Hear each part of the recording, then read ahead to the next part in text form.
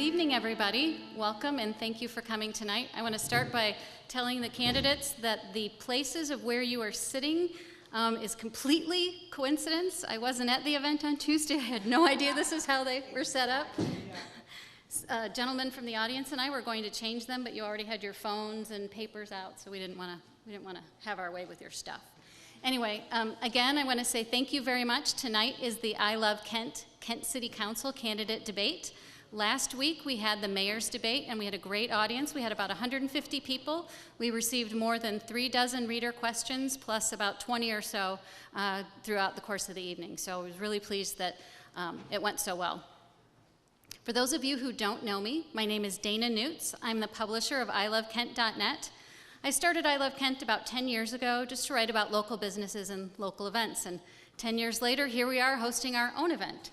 In fact, this is our 4th event this year, and we are hosting our 10-year birthday party next month. So we're very excited to be here and to have the opportunity to serve our community in this way. In addition to the debates, we also have asked each of the candidates to provide a profile.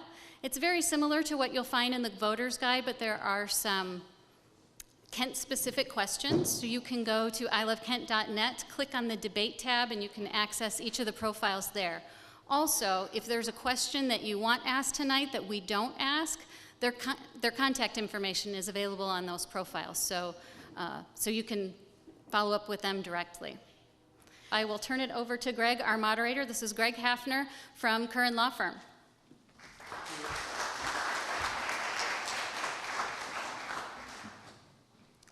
Good evening, everybody. Thank you for attending tonight's debate.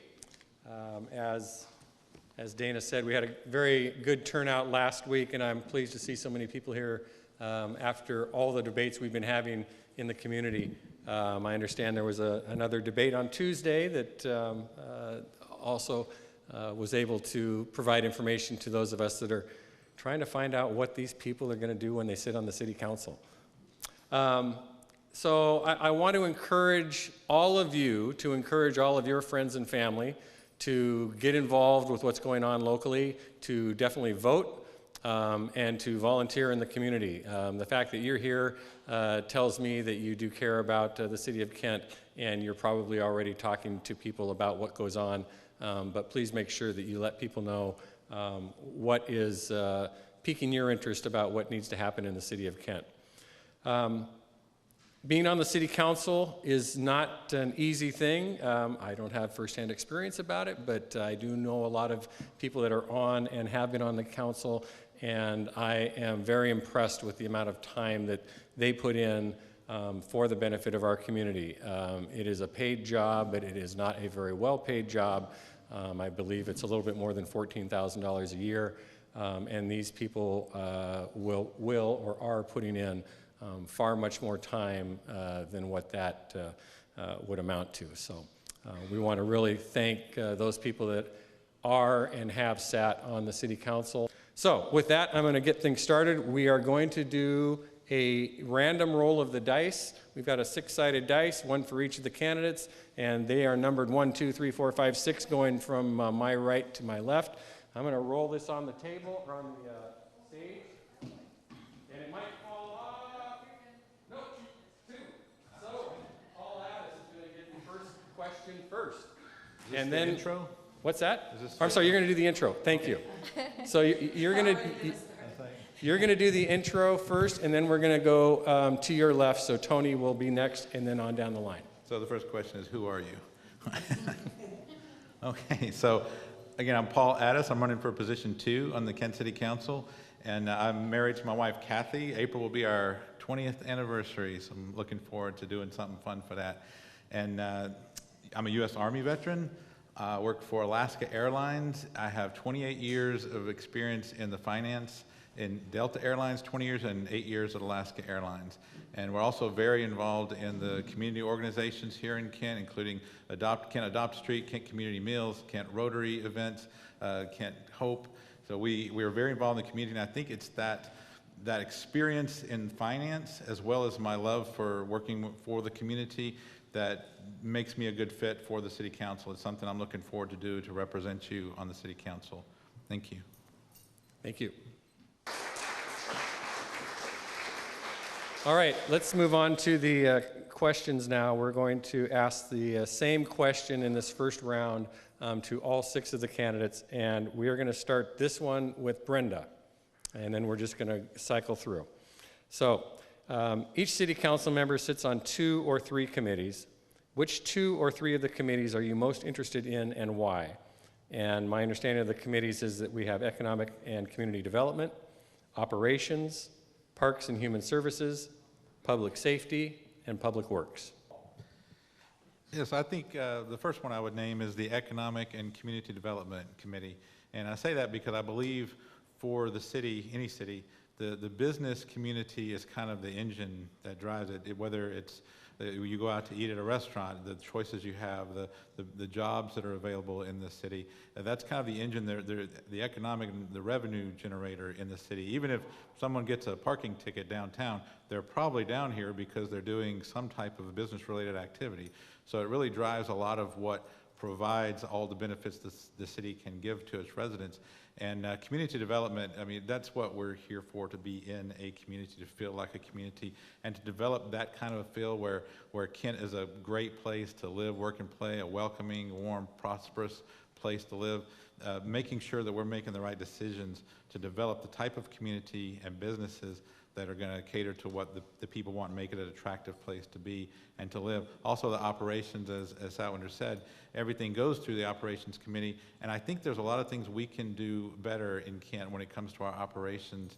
I've been doing a lot of research on different municipalities around the country, and I don't have a lot of time now to talk about this, but be sure to go to my website and check out the shared service delivery model. That I've been talking to some experts in the industry about how we can cut our costs while increasing the service to the people. It can be done, it's being done, and I've been doing some research on that. I would like to implement some of those best practices to Kent. I think we can save quite a bit of money and actually provide better services to the people. So I think that I would be able to bring a lot to the table on that committee. This is a 3-part question. What would you like the council to address as its first public action? Why and how? Paul? And in agreement with Satwinder, the budget is the most important thing, I think, to Kent, because everything comes from that, everything's funded from that. So the first public action I would like to address for the city of Kent would be to begin at least a study, if not implementing a public bank for Kent. And a lot of you may not know about public banks. About 40% of all banks in the world are public. North Dakota's had a public bank for 100 years. And let me give you a little example of what that could mean for Kent if we had a public bank. Last year, we had a school bond measure where we voted for $252 million to get out of the bond market to help do some stuff in the schools to help them. Didn't do everything they needed, but $252 million from you to help them. What it's actually going to cost is $368 million, because that, of course, is bonds, meaning people buying bonds want interest back so they can make a little money off of it. That extra $116 million that you're going to pay is going to leave Kent. It's not going to do anything for the schools. So about a third of that money they're going to take from you isn't going to do a thing for the schools.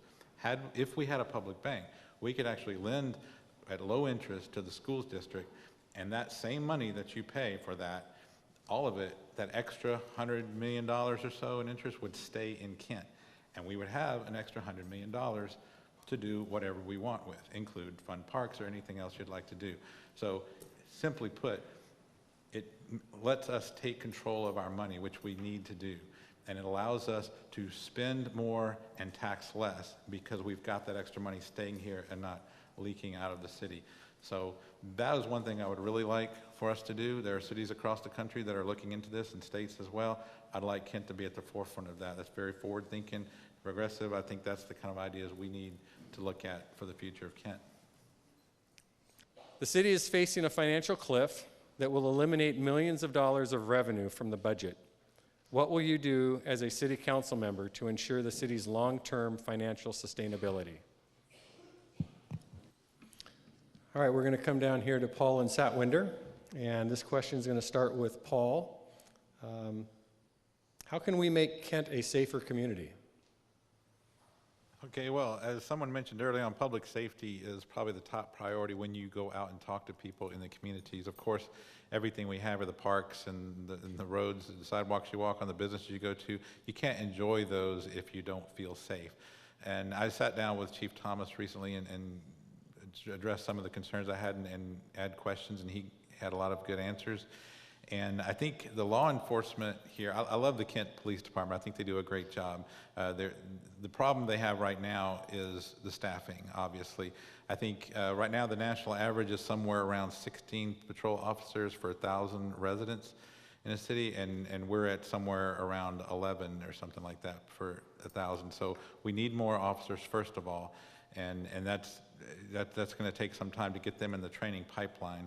Obviously, we've had trouble getting them into the pipeline because we're so short-staffed. That means that they are overworked. They're doing a lot of overtime. That means they don't have time for the kind of training that I think they need to have to some of that de-escalation training and the community policing training and all. Also, I would like to see the police force look more like the community, diversity in that sense, and I think one of the things we can do with that is talk to those the marginalized communities, the communities of color, and find out how we can get the trust rebuilt, because we need qualified applicants from those communities to apply, and we need to get them into that pipeline. But there is, for good reason, some mistrust there, and so a lot of them don't want to be a part of that. There are other things downtown at Platform Apartments. They have Valor Security. They bring in at night to do some extra patrols. Maybe that's something we can look at, some help with some of the duties in certain areas and neighborhoods. Some private or community policing is something we could possibly look at. So it's going to take people and money. All right, Paul and Satwinder, we're going to come back to you next. What regional connections do you have or want to make in your role as a council member, and how will those benefit the city of Kent? Thank you.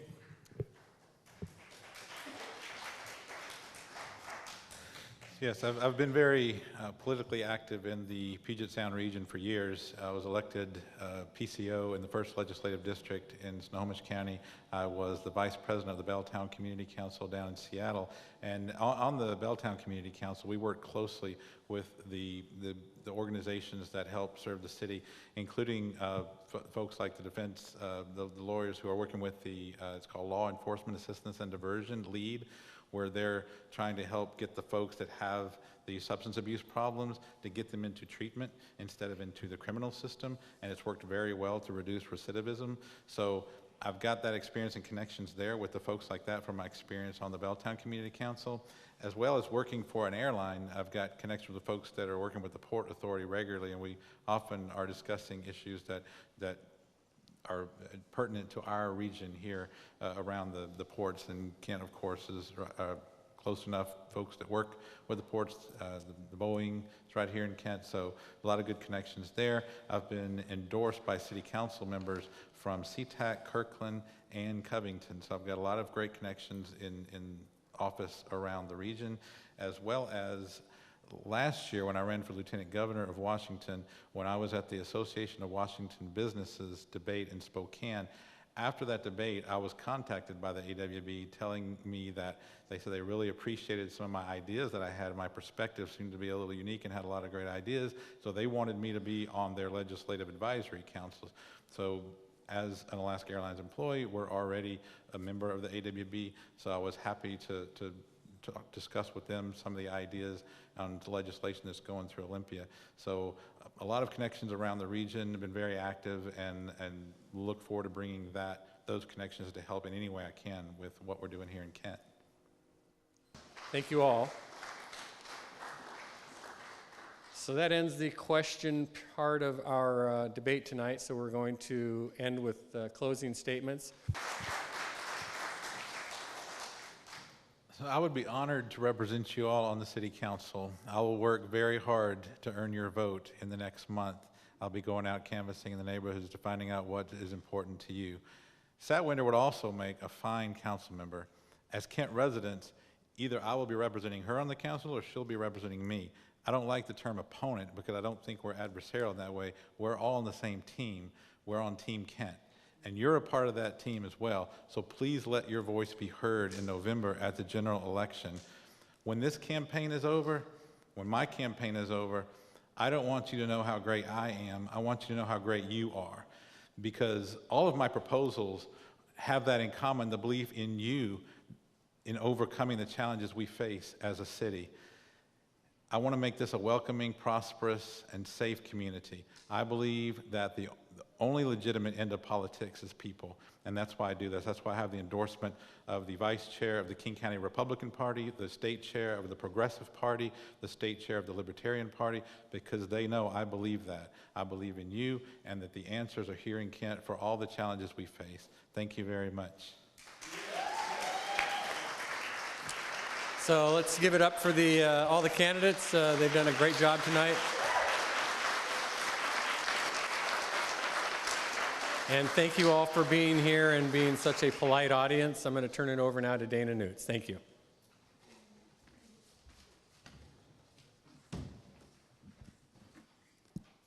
Well, I would like to personally thank the candidates. I know there have been a lot of forums and a lot of debates and a lot of events, and you got a lot of emails for me. So thank you for your responsiveness. Thank you for being here tonight. But more than that, thank you for your willingness to serve Kent.